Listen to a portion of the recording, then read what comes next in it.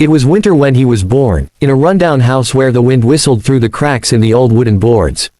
His dad worked the fields from sunup to sundown, but the money never stretched far enough. His mom sewed clothes at night by the dim light of an oil lamp, her fingers bleeding from jabbing the needle through tough fabric. He grew up watching his father come home with bent shoulders and a face etched by dry dirt. There were never any complaints, but there was never any hope in that man's eyes either. It was like poverty was just their lot in life, something passed down from one generation to the next. At 7, he started pitching in. He hauled water from the well, fed the chickens, swept the packed dirt yard. When he had a spare moment, he'd sit under the big oak tree, staring at the horizon, wondering if there was any place out there different from this one. At school, the other kids made fun of his patched-up clothes. His shoes were way too big, hand-me-downs from an older cousin. He walked with a shuffle, trying not to lose them on the way. Sometimes the teacher looked at him with pity, and that stung worse than being hungry. One day on his way home from school, he saw a car pulled over on the dirt road.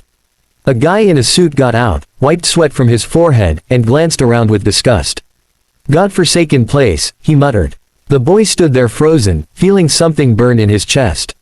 It wasn't anger. It was shame. That night, lying on the thin mattress he shared with his siblings, he made a silent promise to himself. He didn't know how or when, but one day he'd get out. And when he did, he'd never come back poor.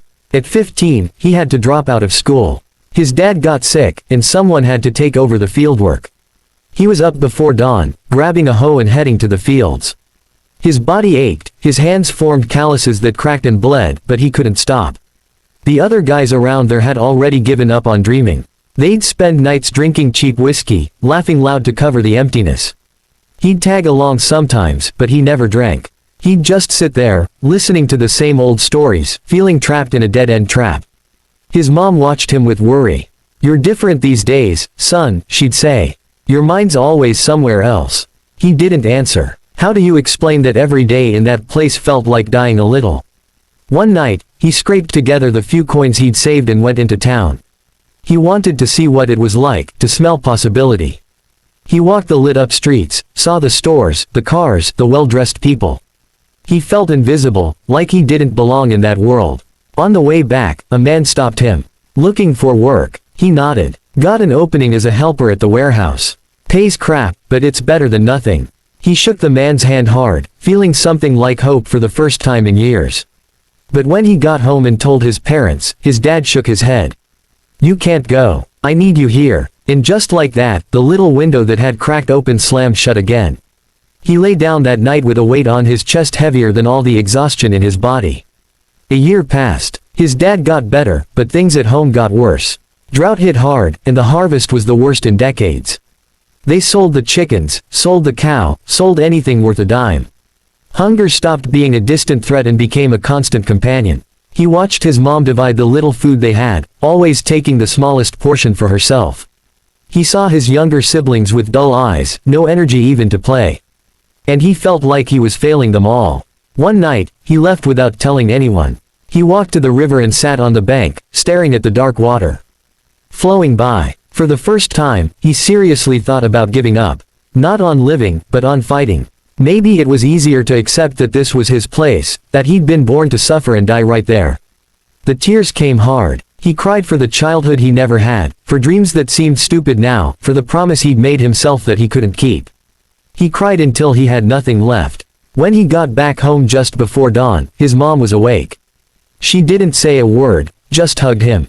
In that hug, he felt something he'd forgotten, that someone still believed in him, even when he didn't believe in himself. The next day, he woke up different. Not lighter, but more determined. He realized he had two choices: accept defeat and become another broken man on the long list from that place, or try one last time, even if it meant going alone, even if it meant hurting the people he loved. He chose to go. At 17, he grabbed an old backpack, threw in a couple changes of clothes, and all the courage he could muster. He left a note for his mom saying he'd come back when he had something to offer. He didn't say goodbye in person. He knew he wouldn't have the strength to leave if he looked her in the eyes. The bus ride lasted almost a full day. He stayed glued to the window, watching the scenery slowly change. Fields gave way to houses, houses to buildings, buildings to an endless sprawl of concrete. When he stepped off at the bus station, the noise and chaos almost made him run back. The big city was a loud, indifferent monster. Thousands of people rushed past without a glance, each lost in their own world. He felt smaller than ever, like an ant in a hill that wasn't his. He slept at the bus station those first nights, sharing space with other invisibles, homeless folks, runaways, people life had forgotten. He hugged his backpack while he slept, scared someone would steal what little he had. The floor was hard and cold, but no harder than the dirt floor of his childhood. During the day, he hunted for jobs. He went door to door, offering his strong arms and willingness to work. Got experience, references, fixed address, every note chipped away at his hope. He was dirty, poorly dressed, with nothing but an old ID card. No one wanted to take the risk. On the fourth day, the little money he'd brought ran out. He went all day without food, just drinking from a public fountain. That night, sitting on a park bench, he watched families strolling, kids laughing, couples holding hands. The loneliness hit so deep it hurt physically in his chest. That's when he saw a sign tacked to a pole, "Help wanted, construction crew." No phone number, just an address. He memorized the street and showed up before dawn the next day. The site was massive, a high-rise going up into the sky. Dozens of guys were already working, hauling materials, climbing scaffolds, shouting orders. He stood at the entrance, unsure, until a rough-looking foreman walked over. "What are you looking for?" The voice was gruff, impatient. He swallowed and said, "Work." Saw the sign. The guy sized him up. "You handle heavy stuff." He said yes, sounding more sure than he felt. "Tomorrow, 5 a.m. Be here. You're late, don't bother showing up." And just like that, he was in. He had nowhere to sleep, so he crashed in the park that night, waking every hour scared he'd miss the time. By 4:30 he was up, washing his face at the same public fountain, trying to look halfway decent. The first day was hell. The foreman put him on brick duty, 50 at a time, from the truck to the third floor up a rickety ladder. His back screamed, his arms shook, sweat poured off him. At lunch, he had no food. He sat watching the others eat their packed lunches, stomach growling. An older worker noticed, and handed over half his sandwich. "Eat, kid, otherwise you'll pass out and I'll have to carry you." He took it, eyes burning with gratitude. The work was brutal, hauling bricks, mixing concrete, climbing stairs with sandbags on his back. At night he'd collapse in the cramped room he rented after the first week, sharing with 5 other guys, barely able to move from the pain. But every weekend, when he got paid, he saved half. The other guys laughed at him. "Why save? We're all gonna die poor anyway. Live a little." They'd blow it all on cheap booze and card games, trying to forget how rough life was for a few hours. He didn't care. He had a plan, even if he didn't know exactly what it was yet.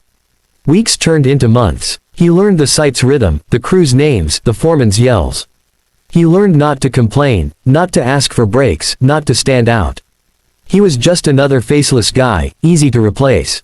One afternoon he met old Mike, a veteran mason who'd been there for decades. Hands like leather, face weathered by sun and years. During lunch, Mike sat next to him and stared for a while. "You're not from around here, are you?" Mike said suddenly. He shook his head. "I can see it in your eyes. You've still got hunger." He didn't fully get what that meant, but he never forgot it. Over the next days, Mike started teaching him. Not just how to work better, but how to watch. "See that engineer over there?" He'd point out. "He started hauling bricks just like you.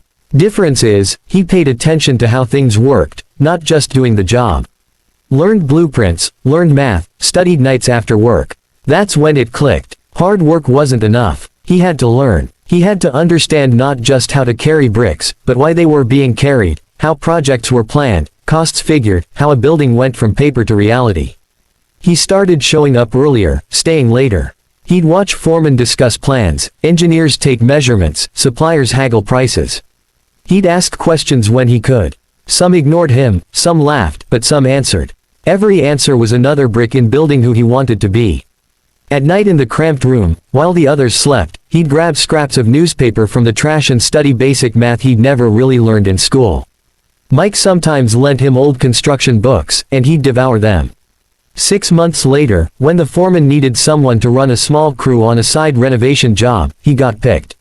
Not because he had the most experience, but because he was the only one who knew what was happening in every corner of the site, the only one who'd paid attention. That night he counted his saved cash and realized he had enough to try something impossible, start his own small contracting business. No office, no equipment, nothing but his drive and the knowledge he'd soaked up like a sponge. He talked it over with Mike. The old mason was quiet a long time, then smiled. It'll go wrong at first. You'll lose money, get mad, want to quit. But if you're smart and stubborn in the right amounts, it'll work.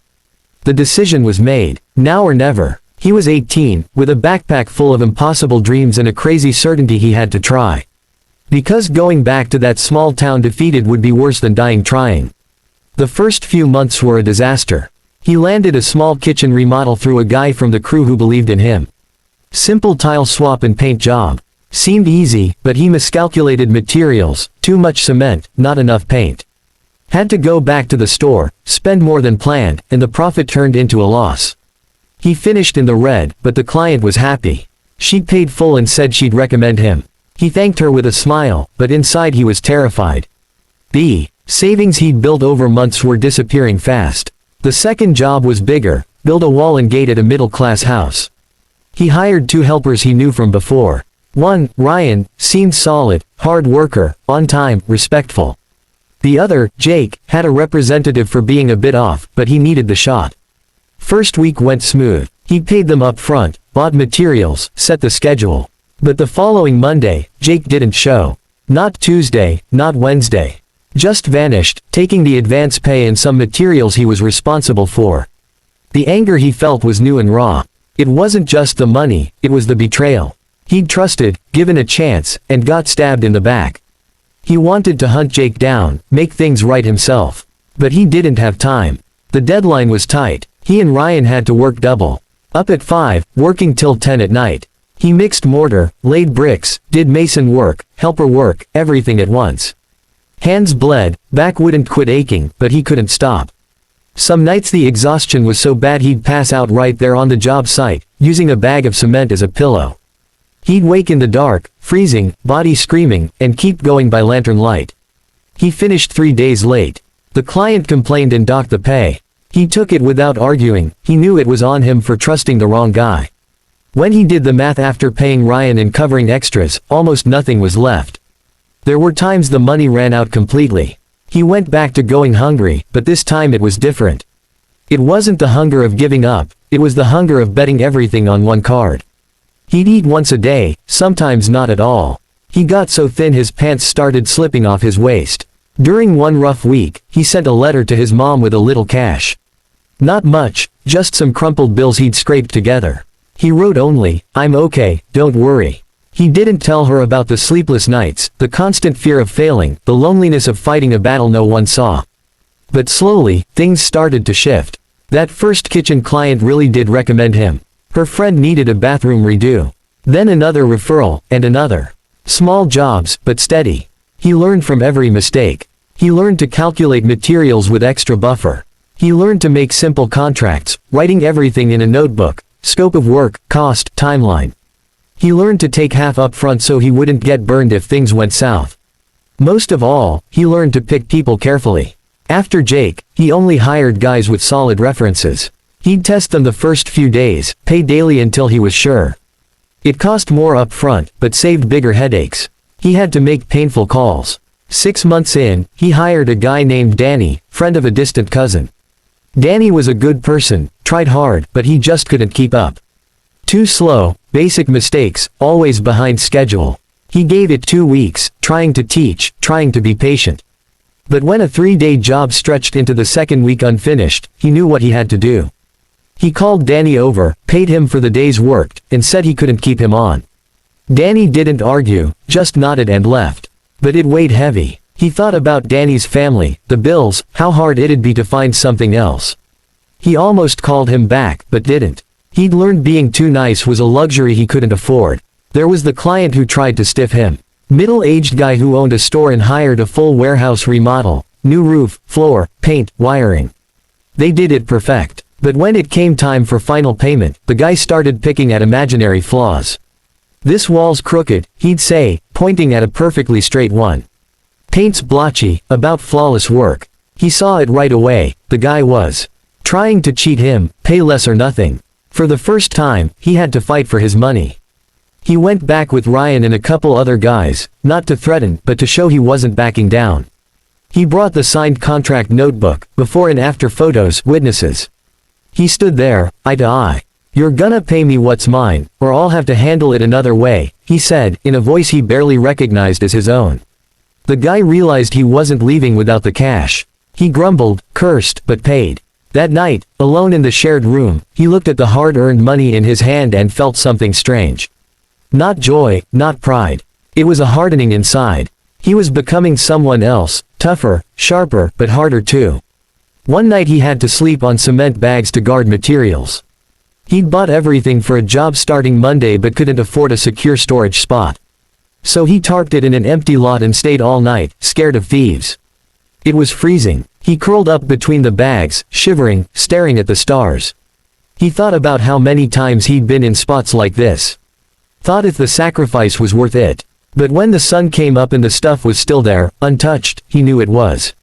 Every small win counted. 3 years after leaving home, he had a crew of 12 and 3 jobs running at once. He wasn't rich, far from it. Still lived simply, ate packed lunches, took crowded buses. But he wasn't that scared kid sleeping at the bus station anymore. He bought an old beater car, a '82 Chevy that struggled on hills and sounded like a tractor. But it ran. To him, that was a bigger deal than any new car would be to someone else. He rented a tiny office, just one room in an old commercial building downtown. Beat-up wooden desk, 2 chairs, a phone, metal filing cabinet. But it was his. No one could take that away. One Saturday morning, he had a sign made with his name and the company he'd registered, Smith Construction, Remodeling and Building. Simple black letters on white. He nailed it to the door himself. When he stepped back and looked, that plain sign stood for every drop of sweat, every sleepless night, every swallowed humiliation, every small victory. Staring at it, he felt something he hadn't felt since he was a kid. Pride. It took 10 years. 10 years of endless work, restless nights, tough calls, unseen sacrifices. The business grew slow but steady. No overnight riches, no lottery win, no miracle break. It was contract by contract, brick by brick, decision by decision. Every job a battle, every client a negotiation, every employee a weight on his shoulders. Some months cash flowed, some barely covered payroll. But he learned. He reinvested profits instead of blowing them on things he didn't need. Bought equipment bit by bit, a mixer, then another, quality tools that lasted. Rented a small warehouse so he could stop sleeping in empty lots. He learned to hire people better than him. At first he feared losing control, delegating and watching it fall apart. But he realized if he wanted real growth, he couldn't do it all alone. He hired a young engineer fresh out of school, full of ideas. Hired an office manager to sort the paperwork chaos he kept in boxes. Trusting was hard. He had to loosen the reins slowly, accept others could do things well, sometimes better. It was one of the toughest lessons, because it meant admitting he wasn't irreplaceable. There were crises. The economy tanked 5 years in. Jobs dried up, clients canceled, suppliers jacked prices. He watched other contractors go under, file bankruptcy, quit. Some nights staring at the books, he thought he'd be next. But he didn't quit. Cut where he could, renegotiated debts, kept key guys on even when it seemed insane. Had to let some go. And it hurt as bad as with Danny the first time. But he held the core, the people who trusted him and he trusted back. When things bounced back, he was still standing. Bruised, leaner financially, but standing. And in that recovery, the company took off. Competitors who'd folded left gaps. He filled them, not with cutthroat moves, but solid, steady work. Another downturn hit 3 years later. This time he was ready, had reserves, diversified contracts, experienced team. He weathered it better, bounced back faster. That's when he got the biggest lesson. Money comes and goes, but the ability to rebuild. No one can take that. At 35, he owned one of the biggest construction firms in the region. Not a national giant, no glossy magazine features, no skyscrapers with his name. But solid, respected, profitable. Employed over 200 people, many from backgrounds like his. He made a point to give chances to guys starting from the bottom. Hired kids with no experience, paid for trade school, taught what he'd learned. Some took it and ran with it, some wasted it. But he kept trying, because he remembered who believed in him when no one else did. He got married at 30 to a regular woman, a public school teacher. No fancy wedding, just a small ceremony with close friends. They had 2 daughters, raised without flash, public school, learning the value of hard work early. He never forgot where he came from. Lived in a nice house, but nothing over the top. Drove a decent car, but nothing flashy. Wore plain clothes, went to the same spots. People who didn't know him wouldn't guess he owned a big company. That's when he decided to go back. He didn't tell anyone ahead. Just got in the car one Friday morning and drove. His wife asked if he wanted company. He said he needed to do it alone. She understood. The drive took 4 hours, same roads he'd ridden on that old bus almost 20 years earlier. But now he saw it all differently. The fields, the simple houses, the red dust on the road. No more shame, just heavy nostalgia. He pulled into the small town near dusk. The place hadn't changed much. A few new houses, some old ones falling apart. The church still stood, the little square still had the rusty gazebo. Barefoot kids played in the dirt street, like he once had. His parents' house was still there. Smaller than he remembered, much smaller. Paint peeling, roof missing tiles, same dirt yard. He parked outside and sat, staring, throat tight. His mom was in the yard hanging laundry. Hair all white now, back bent from years and hard work. Same kind of simple dress, barefoot on the dirt. When she looked up and saw him, she dropped what she was holding. Froze for a second like she couldn't believe it. Then she ran, faster than he thought she still could. No words, just wrapped him in a hug and cried. He cried too. Held that small, fragile woman who'd been so strong her whole life, who'd split food she didn't have, who believed in him when he couldn't. They stood there hugging in the yard as the sun set behind the hills. His dad appeared in the doorway. Much older, way too thin, face hollow from the illness he later learned had taken hold. But those eyes still had that hard seriousness of a man who'd fought his whole life. He walked over slowly and, for the first time, extended his hand to his son. No hug, men of that generation didn't hug. But when they shook, the grip was strong, and his dad smiled. Small, almost invisible, but it said everything. That night, at the old wooden table, he told some of the story. No bragging, no exaggerating wins, no hiding losses. Talked about the hard work, the mistakes, the nights of fear and loneliness. His mom listened with teary eyes, wiping them on her apron corner. His dad quiet, nodding now. And then, quiet pride clear in his look. He stayed 3 days. Visited the old schoolhouse where he'd studied, closed now, abandoned, windows broken, weeds in the yard. He stood there remembering the kid with oversized shoes, the cruel laughs, the shame. Smiled to himself, tired but real, because that kid had won. Went to the river where he'd cried that long ago night. Water still flowed, indifferent to time, to human stories. Sat on the same bank and thought about the boy who'd almost quit, the man he'd become. They weren't the same person, but one couldn't exist without the other. Before leaving, he left an envelope with cash for his parents. Not a fortune, but enough to fix the house, buy meds for his dad, make sure they never went without again. His mom tried to refuse, hands shaking on the envelope. This is too much, son. We don't need all this. He held her rough hands, the ones that sewed clothes all night to feed kids. This isn't charity, Mom. It's thanks. Let me do this for you. Let me give back a little of what you gave me. On the drive back, he stopped at the river again. Got out and stared at the water. Thought about everything he'd built, everything he'd lost along the way. Thought about the versions of himself he'd left behind. The hungry kid, the scared young guy at the bus station, the worker hauling bricks in the sun. They were all there, in that river, in that dirt. And it was okay. He'd made peace with the past. He went home to his wife's arms, his daughter's laughter. Kept working, building, growing. Never became a millionaire, never hit the covers of magazines, never gave motivational talks. But he built a decent life with his own hands, gave jobs to hundreds, supported his family. He passed away at 72, surrounded by grandkids, in a comfortable house he'd designed himself. The company lived on with his daughters, who learned from him the value of honest work. On the simple headstone, no grand phrases or quotes. Just the name, the dates, and one line his oldest daughter insisted on: he never gave up. And for anyone who knew the full story, who understood that man's whole journey, those 3 simple words said it all.